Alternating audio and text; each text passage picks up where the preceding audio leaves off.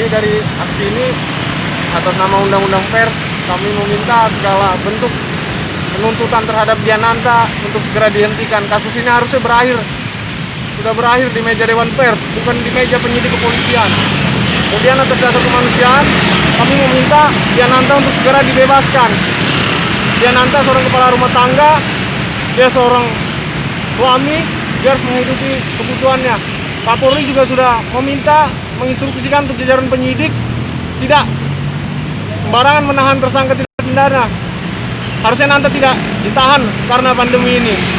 Ketiga, kita meminta Presiden, Gubernur untuk tidak diam atas kriminalisasi terhadap jurnalis ini.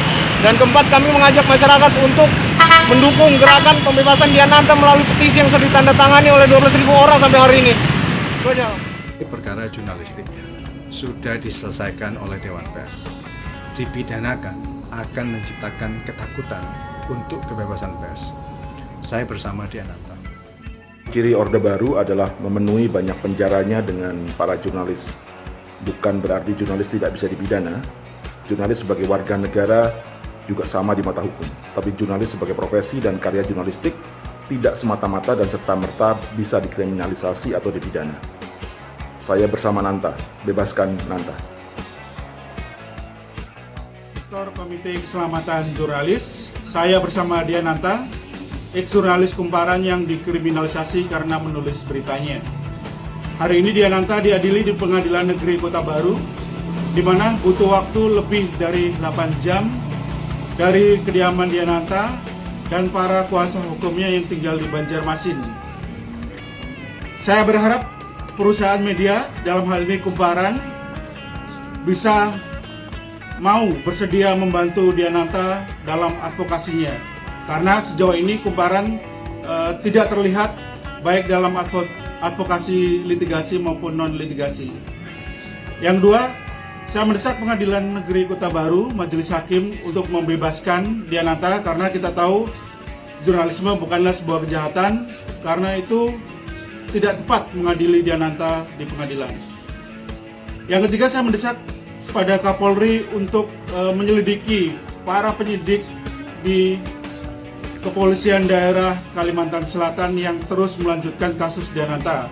Walaupun kita tahu kasus Diananta sudah selesai di Dewan Pers pada waktu itu. Saya Sasmito, saya bersama Diananta, bebaskan Diananta. Itu memiliki fungsi mulia, berisiko tinggi, dan kadang berita yang diangkat tidak menggembirakan semua pihak.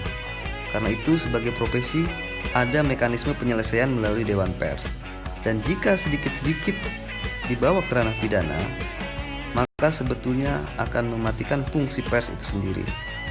Saya bersama Diananta. Saya Herdian Sahamsah, lebih sering dipanggil Castro, staf pengajar di Fakultas Hukum Universitas Mula Warman Samarinda. Kriminalisasi terhadap jurnalis adalah pembungkaman terhadap demokrasi. Bebaskan Nanta. Jurnalisme bukan kriminal. Saya bersama Nanta. Wassalamualaikum warahmatullahi wabarakatuh. Adalah kasus pers. Sebagai kasus pers, sudah selesai ditangani oleh Dewan Pers. Sudah ada permintaan maaf dan sudah diberikan pula hak jawab. Saya bersama Nanta. Kerja-kerja jurnalisme dengan hukum. Apa yang Nanta beritakan adalah kepentingan publik. Majelis Hakim harus membebaskan Nanta karena jurnalisme bukan kejahatan. Saya bersama Nanta. Perkara ini adalah perkara jurnalistik, sudah diselesaikan oleh Dewan Pers. Dipidanakan berarti menghambat kebebasan pers dan demokrasi. Bebaskan Diananta, saya bersama Diananta. Kriminalisasi terhadap jurnalis di Kalimantan Selatan salah satunya adalah bentuk kemunduran demokrasi di negara kita Indonesia tercinta ini.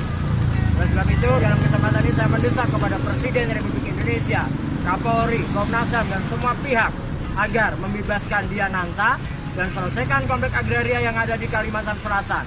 Saya bersama Diananta. Terima kasih. Ya. Bebaskan Diananta. Oke, thank you.